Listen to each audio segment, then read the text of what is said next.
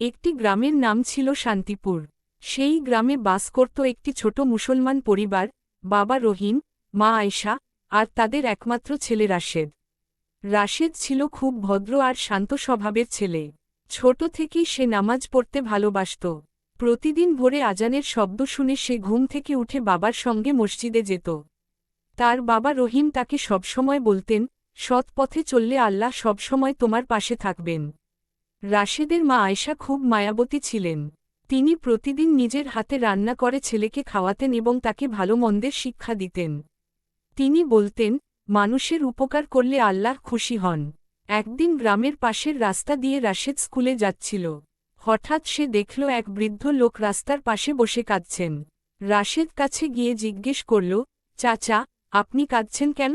বৃদ্ধ লোকটি বললেন, বাবা, আমি খুব ক্ষুধার্ত। 2 দিন ধরে কিছু খাইনি।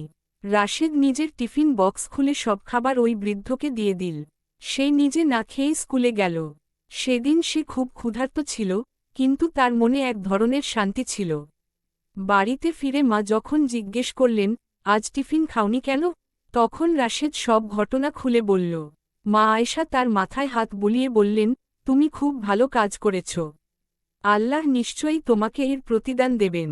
কয়েকদিন পর গ্রামের স্কুলে একটি প্রতিযোগিতা হল, সৎ কাজ আর ভালো ব্যবহারের জন্য একজন ছাত্রকে পুরস্কার দেওয়া হবে।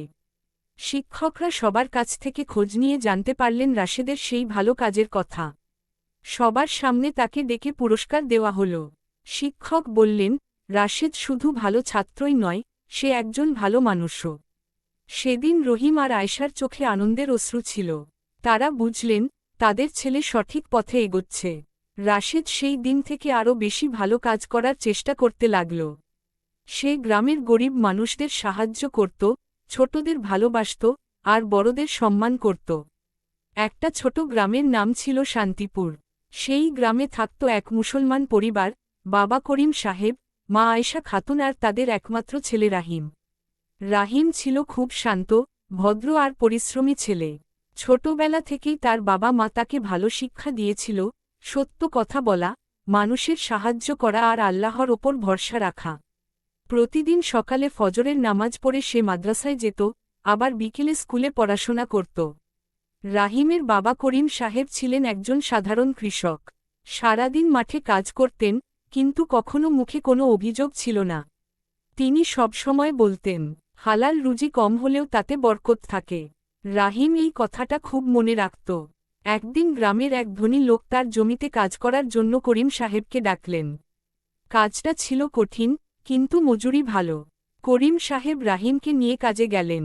কাজ করার সময় রাহিম দেখল, মাটির নিচে একটা ছোট্ট বাক্স লুকানো আছে। সে সেটা খুলে দেখে ভেতরে অনেক টাকা আর গয়না।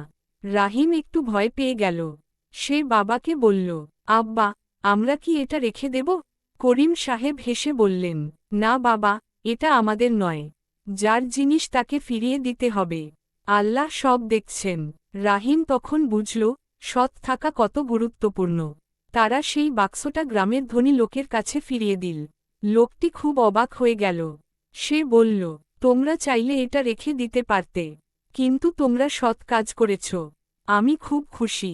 পুরস্কার হিসেবে সে করিম সাহেবকে কিছু টাকা দিতে চাইল। কিন্তু করিম সাহেব বললেন, আমরা আমাদের কাজের মজুরি নেব, এর বেশি কিছু না। এই কথা শুনে লোকটি আরও বেশি সম্মান করতে লাগল তাদের। রাহিম সেদিন একটা বড় শিক্ষা পেল, সৎ মানুষ কখনো হারায় না, বরং সম্মান পায়। কিছুদিন পর রাহিম পরীক্ষায় খুব ভালো ফল করল। পুরো গ্রামের মানুষ তাকে নিয়ে গর্ব করতে লাগল। তার মা আয়েশা খাতুন চোখে পানি নিয়ে বললেন, আমার ছেলে শুধু পড়াশোনায় ভালো না, মানুষ হিসেবেও ভালো হয়েছে। রাহিম বড় হয়ে একজন শিক্ষক হতে চাইল, যাতে সে গ্রামের বাচ্চাদের ভালো মানুষ হতে শেখাতে পারে। সে মনে মনে প্রতিজ্ঞা করল, আমি সবসময় সত্য পথে চলব, আর মানুষের উপকার করব।